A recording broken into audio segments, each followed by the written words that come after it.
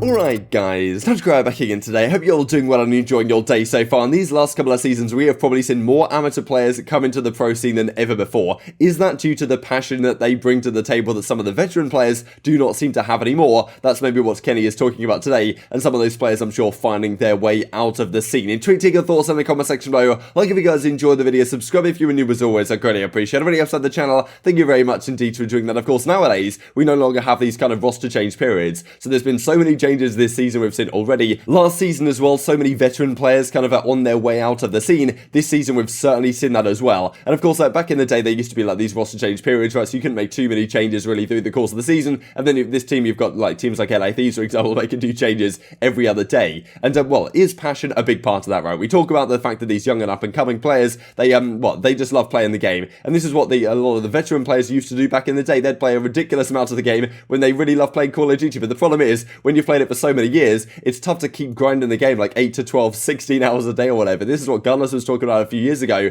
back in World War II. He would like get up at, I don't know what he would get up, like 3 PM or something. He'd play pubs for like 5, 6 hours. Then he would go and play scrims. Then he'd play 8s after scrims. Then he'd go and play league play for several hours. Then go to bed at like, I don't know, 5, 6 AM. Then get up again in the evening and then we'll crack on again. And like that pretty much his entire day was playing Call of Duty. Now, I hope that's not the case anymore, because it's good to be healthy and do stuff outside of just playing COD. Like, I'm sure you'd be a better player if you're, exercising and eating healthy and all these types of things as well. But still, playing the game a lot and having the passion for it is something that is valuable. Speaking of passion, of course, this clip is legendary. On this day in 2013, one of the most iconic listenings in Call of Duty history, probably in esports history, to be honest, though. Well, this is the Scump, who's the best in the game, baby, which is, one of Scump's most passionate moments, I suppose, in Call of Duty history. I don't think he's lost the passion by any means, but some players in the scene you could well argue have done. This came a few days ago, of course, that Chrome points out that these guys were talking about the fact that Methods, right, who's now down there in the challenger scene, has struggled to keep maybe his passion up, right? The fact that maybe he went for a nap or whatever, he actually talked about it in a tweet right here, and he failed to wake up for the event, and he was tired for the event, it didn't really work out for him, and they end up losing to censor, right, as we talked about a couple of days ago. As he says right here, I woke up for a test, then I thought a quick nap before the tournament would help, and I was wrong, and one of the reasons why maybe if you're a pro player for several years, then you drop down to the challenger side, how easy is it to keep up that level of passion that you've showed for many years at this point? And this I thought was pretty funny actually, because Drazah is the subject that we're going to talk about here in a couple of seconds. Drazah says to JCap, or what his Murdoch tweets out right here, he was only able to name 4 out of the 7 continents, but told JCap, don't worry about it, man, I can tell you where the other team is spawning. So yeah, Drazah, no unnecessary information in his brain, it's all about the spawns that he brings to the table, and he seems like, honestly, from what I've seen from Drazah in their content and stuff, seems like somebody who brings great vibes to the team, and he's really passionate about improving and winning and getting better at the game, and that's something that you don't always see from the amateur players, but you certainly don't see it necessarily from some of the more veteran pro players that have a tough time keeping up their passion, right? They might be some of the more talented players, but it's actually playing the game day in, day out, and I think in a league that's so competitive as it is, if you're not incredibly passionate about playing the game, and you can look at a guy like aBeZy, right? Like, he's now got a kid, right? Like, he's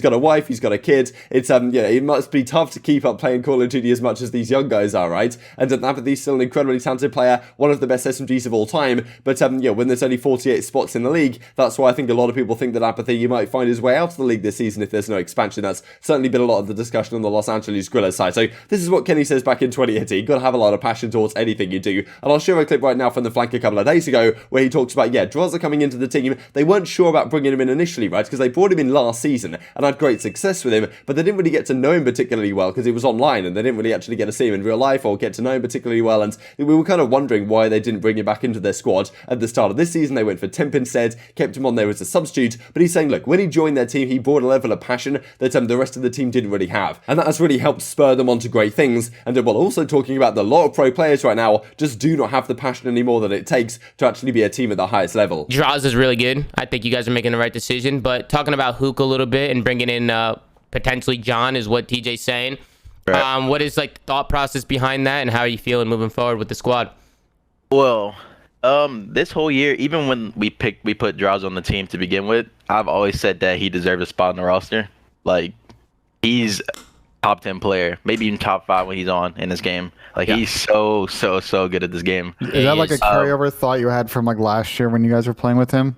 I've said this before, never said it to his face, so I'm assuming he's watching. But last year, I mean, he came in and he fixed our team, but it wasn't because he came in and he was frying.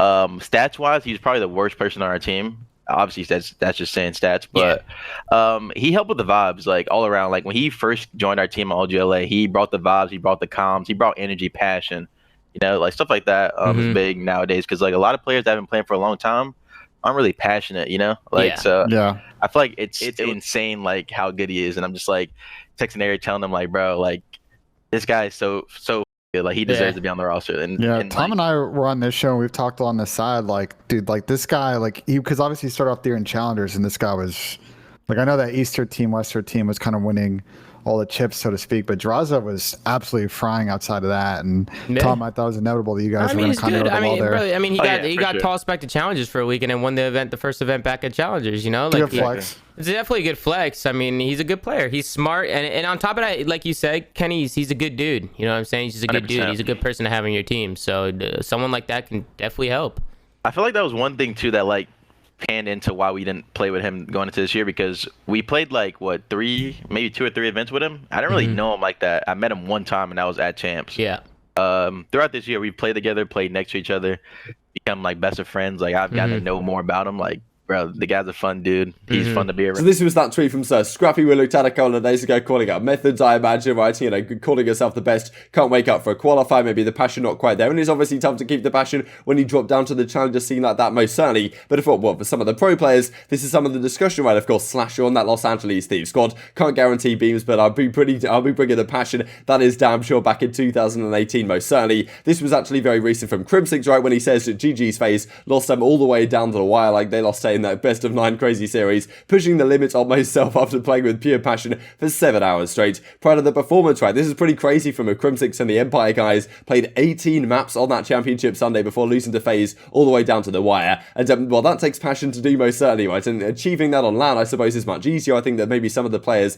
passion has dropped off to a degree with the fact that it's being online and stuff. It might be tough to maintain that to some degree. When you're playing on LAN, probably more achievable, but still pretty great to see. And of course, these are some of the veteran players, right? This is from Clayster a couple of years ago now, when he talks about exactly when I was on a 3-peat on Complexity and Black Ops 2, obviously. So this is back in like 2013. I had to literally win a UMG tourney for like $1,500 to pay my bills for the next 2 months. We were just grinding and oozing passion out of our skins at that point, and that's what it was about back in the day. Guys like Clayster, and of course he's still an incredibly passionate player, probably one of the most passionate players we have in our entire league. But still, I think a lot of the veteran players haven't really felt that the last couple of years, and that's probably one of the key reasons why these players are falling out and why you need a guy like Drazah to come into your team if you're Los Angeles Thieves, to reinvigorate you to some degree that these other pros aren't really capable of. But this is what it was about back in the day, and because of course you were fighting for your lives, really. If you're guys like Clayster, even on Complexity in Black Ops 2, like when they were the best team, the most dominant team in Call of Duty history, they were barely playing for any money, and they had to just be super passionate about the game if they wanted to actually win anything and make a living off this, even though they're the best team in the game. Nowadays it's very different to that, right? A lot of players can make a living off this, but if you're an amateur player, you're maybe in a very similar position, right, in a way, that you're thinking about, alright, well, it's not oh my god, Scump's going rogue on the main stage. But nowadays, if you're an amateur player, it's all about getting into the pro league, right? So that's kind of in a similar boat, I suppose, to Clayster, like playing for your life, in a sense that if you don't make it to the pro league at some point or another, then you're going to have a very hard time actually, making a living off this in the long term. As I talked about, like, Clayster's still one of these players, he gets to LAN, he's still going to drop moments like this, and it doesn't get too much better than this, to be honest. But yeah, there are several players, we'll have a look at that in a second. I mean, this is what Simp says back in, I think this is early this year, actually, passion 8, right? So that's obviously the key word of the discussion right here with these players, but no one seems to really be playing 8s anymore, right? He says not too long ago now, the fact that he thinks that 8s give you bad tendencies, it's not the best thing to be playing, actually. It actually makes you worse at the game because you're not practicing the right things, and that's one of the reasons why we've seen maybe players stray away from that. But a lot of discussion from plenty of players this season being like, look, no one wants to play 8s, no one's really putting the grind in, and that's what it takes, right? And that's something that Drazah seems to be very keen to do, and while Los Angeles Thieves have gone down this direction, you can see the league right here. We've seen so many players, especially some of the ones that are now on the bench, that maybe they've been top players in previous seasons, but maybe they're getting past their best, and maybe past their best isn't necessarily just because they're getting past their peak performance, I suppose, but also because they're not putting the time in they once were. You see Clayster, he's like 28, 29, still competing and performing at a very high level indeed, and he still certainly has the talent to do so, but he's also still putting in the time, right? And there's many players that have probably fallen out of those good habits so far these last couple of seasons that now find themselves themselves in the spot. And Slasher could have been one of those guys. I do wonder about, especially if you're a guy like Slasher and you drop down to the amateur scene for a while, then it must be so hard to keep up the passion to play every single day and try and earn yourself back a spot where you belong right in the Pro League. I'm sure, from his perspective, managed to do so, but maybe they feel like, all right, we need Drazah in this team if we want to actually be one of the best teams of the game. And yeah, that is obviously something they've decided to do right now with the team that is now different from this. Of course, it's going to be Kenny, Huke, Drazah, and John has now joined their team. Not yet as updated as of yet, clearly on the COD Gamepedia side of things, but I'm sure it will be in due course. This other was kind of funny actually from for the subliners that tweeted this out about it. Yeah, gotta love Zuma and Ben, the best duo since New York and Taxis. Thought this was just hilarious when like he's trying to make a heart with Ben right here, but Ben can't quite figure it out, and he puts it up to the middle of the screen. I don't think Ben quite understood the game. He does it quite towards the end, and here we go. Like we almost kind of got it. But Ben choking here on the main stage, but he doesn't choke the putts too often at the end of the flag. So all things considered, not too bad. Ben kind of gets the job done. And I just thought I'd finish off with this pretty crazy clip yesterday from Challengers, which is now kicking off underway. Speaking of passion, of course, this is the passion bit, as they call it, on the Challenger side. A remarkable finish to this control game that, well, I'll play for you guys to finish off the video. Very much intrigued to get your thoughts on all this stuff in the comment section below. Hope you guys enjoyed the video. If you did enjoy it, I'd greatly appreciate a like on the video. It really helps out the YouTube algorithm to know you enjoyed this content. Other people like you may enjoy this content as well. And I've grown the competitive Call of Duty community. Thank you much as always. Take care. And I will see you next time. They need to secure this B point here if they want any hopes of getting a chance at A. You got one push, that's it. You got one single push and this round's done. That's gonna be it unless you rotate to A. Player number 7, Parasite, he sneaked behind. Oh my god, Parasite snuck behind. He is right behind him. This is perfect. Jim wants to turn around and Jimbo guns him. Oh, Haggy. Oh, no. Haggy, what are you doing? He gets absolutely gunned. They're gonna get on though. Perform is there. They're gonna get some progress here on A. Somehow, some way with 0 seconds. What the hell is happening? They're on the point. Surely this doesn't happen. Surely this is not possible. There's 0 seconds on the clock. Like, there's no way this can happen. If you clean them off, it's done. All you need is 1 kill. Rex gonna shut him down, but they're still on B. Oh my do it here. Lord, they're still doing it. Oh, they get cleaned up. The challenge is in. Are you kidding me? What the hell is happening? Oh my god, they put a minute on the clock. Oh god, how is this happening? Love it. Love